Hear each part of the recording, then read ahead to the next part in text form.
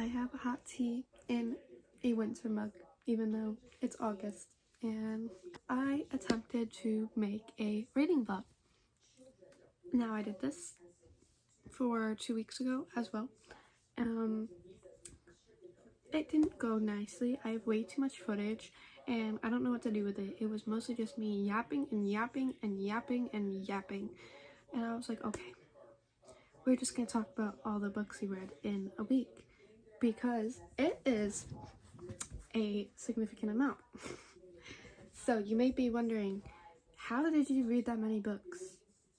I got COVID, so I was forced to sit in my house for 5-6 days, and then you would have seen my journey if I was posting the footage. But I was fine on Friday, and I got to go out with my boyfriend, and I got some cute footage of that, and then that night I threw up. So the past week has not been the most amazing week for me. We're just going to talk about all these books that I read, because I sat down and binged a lot of reading, okay? So we started with The Sweet Spot and The Bodyguard, right? And Bad Summer People. I started by reading 3 books. Now, this was on audiobook. I had already started this. These 2 I started right before I got COVID. And we were reading these 2 books in the reading vlog to begin with. So, I'll start with this one because it's quick and simple. I DNF'd this. I had no want or care to continue listening to this, and I will be donating it. So, this is not for me. And that is Bad Summer People by Emma Roseblum. And I just don't care to continue. This is very Ellen Hildebrand. If you like her books, I think this is like a thriller kind of version of her books. It is just a bunch of unlikable summer people, and it's supposed to be a thriller, and I got 8 chapters in. I don't even know how long that is into the book. Yeah, that's significantly far into the book. I didn't know that myself, but I got about... that doesn't look that significant on video, but like it's a decent sliver, and we were still just getting to know everyone, and I was like, I really don't care. These kind of books are not for me, and that is my fault for picking this up. It's no shame to the writer or anything like that. It's literally just, I'm not the target audience. I don't care about rich summer people. I live in a touristy Connecticut town where it is a lot of rich New Yorkers coming into my town. I see it. I don't need to read it. Anyways, we'll continue on to more positive notes. The Bodyguard and The Sweet Spot. Now, I think I finished both of these on the same day. Yes, I did. So, I'll start with The Sweet Spot because that's what I was prioritizing. That's what I finished first. In this book, we are following this girl that is going through a lot, and she's a single mother, and the father is not very helpful, and she loses her job from a very, like, high hotel, like, whatever, and she, a customer is not nice to her and then gets her fired. Let's just say it that way. And this book definitely has heavy topics in it. That does have a trigger warning in the beginning. I don't find that it is too detailed for it to, like, I definitely see how it's triggering. Like, you should read the trigger warnings, but it's not in like high graphic detail, kind of like other books, you know? And she gets this job opportunity to go out to one of the like Great Lakes on like this small island and work at this hotel with this guy, and I really thought he was grumpy, and insert the footage of me saying I could have sworn this man was grumpy. I don't know why, but like I really thought this was Grumpy X Sunshine. It's not. I don't know where I came up with that. Guys, don't listen to me sometimes, because like nothing about this is giving Grumpy X Sunshine. It's not even on the back. Yeah, I just reread it and I'm like, it really wasn't even that he was grumpy. Like, he kind of was, but like his personality, like the way they talk to each other and stuff like that, like he wasn't grumpy in that sense. It was literally just like he doesn't go out much and stuff like that, and he's kind of struggling mentally. So I rated this a 3.75, and I didn't think it was the best. I didn't like love like the romance. I thought many of the, like, a lot of the dialogue felt very like monotone or robotic and just like scripted. is what I felt while reading it, but I did kind of just like the characters overall, and the romance picked up very fast. I know I'm going to complain about this a lot, but like I did enjoy this while reading it. That's why it has a higher star rating than like it might sound like it, because really I'm just here for vibes, and if I'm liking it while I read it, it's going to be high rated. But yeah, I don't know, they picked it up too fast after like kind of like nothing going on. But let's get to The Bodyguard. Now this was a 4.5. Now this could have been a 5-star if the romance maybe had a little bit more to it. You spend the majority of the book not really getting much, and there are still stickers on these books. I really apologize. I didn't read this one physically. I read this on my Kindle. This is on Kindle Unlimited, so I don't know if it's always been on Kindle Unlimited, so definitely, if you didn't know, it is there, and I did read it on my Kindle. So basically, she's a bodyguard to this famous actor, and he's getting stalked by this crazy old lady who just knits sweaters and stuff like that, but like he needs a bodyguard, and then they have to fake date because he doesn't want his parents to know that she's a bodyguard, so they're gonna fake date to make his dying mother happy. And yeah, I didn't feel much through it. Like literally, like a lot of the book, I'm like, is there even gonna be a romance? But when it did pick up, it picked up, and I thought it was very sweet. Now, this book was so funny. Like, it had me literally laughing out loud.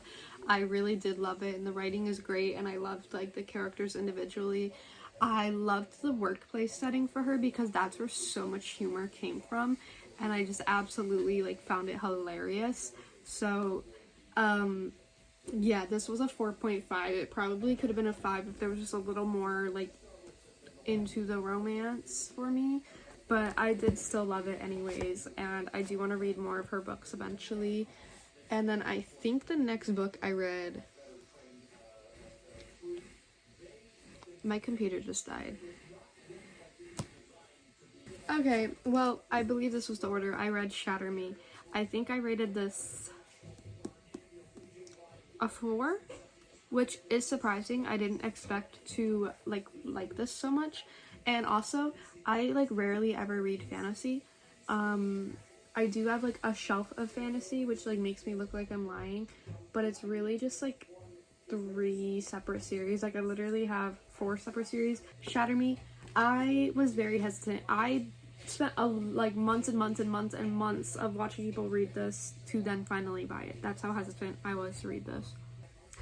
I've just heard such mixed reviews, rather like people love this or they really don't.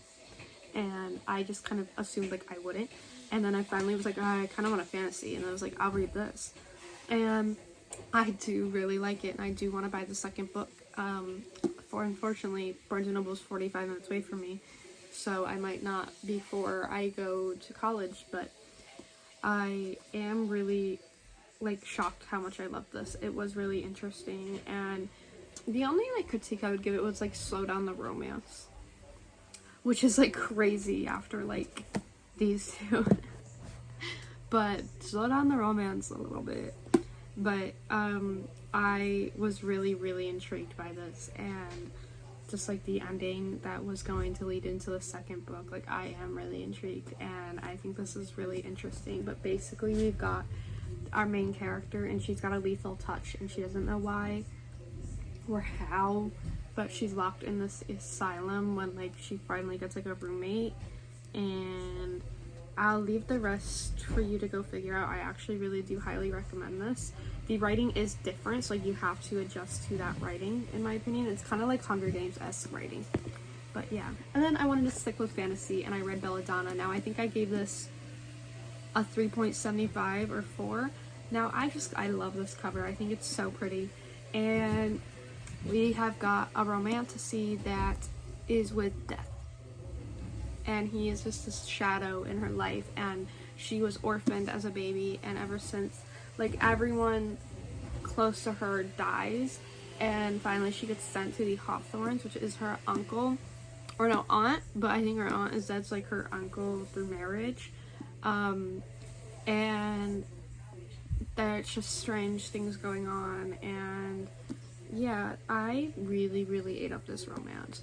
Now, the only reason it wasn't like a 5-star or anything like that was one, because I didn't feel like it, and 2, because there were some scenes where I was just getting so bored, I think, but the ending really amped it up for me. Like, I was like, So I definitely do recommend this. It is really fun.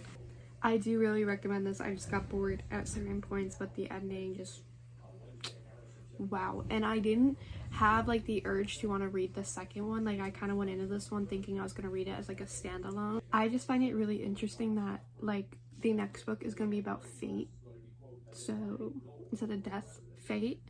Yeah, so I might continue on with this series. It's definitely not a heavy no for me. I just have to get the second book if I decide to. And really, those are all the books I officially read, which is really only 4, which is still crazy for 1 week, like, let's be honest. But I am about halfway into The Love Wager by Lynn Painter, and I am planning on finishing that today. And then I am also about just under halfway done with Powerless by Elsie Silver. And I've been reading these on my Kindle, and obviously I'm reading this physical. I got the bookmark in it and everything. But I might as well talk about these as well because I am really loving them. So this one I thought had a very slow start to get to like the plot, which is that both of our main characters have a one-night stand, and then they agree, let's be friends. And then they both want to find love. So then they're like, hey, let's be each other's wingman. Let's go on the same dates at the same place. And then they do, and then they go to this taco truck after, and if they've had bad dates, and it's just really, really funny. The only critique that is gonna bring down the rating is that like some of like the words that they're trying to use, like I feel like she's trying to be too like in today's world, like I don't know. But I do really love it, and it is really funny, and I just love our main characters, and I love that friendship that they've built that's so close. And then we've got Powerless by Elsie Silver, the Chestnut Springs series. If you don't know what this is, are you living under a rock? I am loving the series so much. This is the 3rd book out of 5 of the Chestnut Springs series, and if you don't know what that is, it's basically a big like household of brothers, and they all find love in the series. And on this one, we've got Jasper, who is not officially one of the brothers. He's not by blood a brother, but they took him in when he was basically homeless, and now is seen as a brother to them, which is really freaking sweet. And I love broken boys. And then we've got Sloane. There we go. I knew it was an S. I'm like, I'm thinking the wrong name. Sloane is a childhood friend, and she is a cousin to all of the brothers. But since they're not technically cousins, because they're not actually related, she has had a crush on him since she was a kid, and he's older, so he kept having to like reject her, and finally they are now like both adults, and she runs from her wedding with him, not for him, just with him. And she is staying at the ranch, and there is a tragedy going on in this book, and they're just kind of 2 broken people that have been childhood friends, and they are both trying to heal and grow, and they both desperately love each other, and it makes me giddy. I love this book. I love this series. Oh my god, is there chapter art? Oh my god, there totally is. What the It's the one thing I hate about reading on my Kindle all the time. But yeah, these are the books of the week. I'm gonna at least try to finish The Love Wager today. We can count that one off because that's a DNF. But yeah. Let me get a thumbnail real quick with bad summer people. Yeah, that's it for this week. I'm sorry I don't have the actual vlog, but it's definitely for sure been a long week though. So I'm not even surprised I got so loopy that I recorded way too much footage for me to be able to edit. Like, I do everything on my phone, and I'm 17 years old. I'm not this like 23-year-old like booktuber that's got a good camera and all that and editing and stuff. So yeah, that's it for today.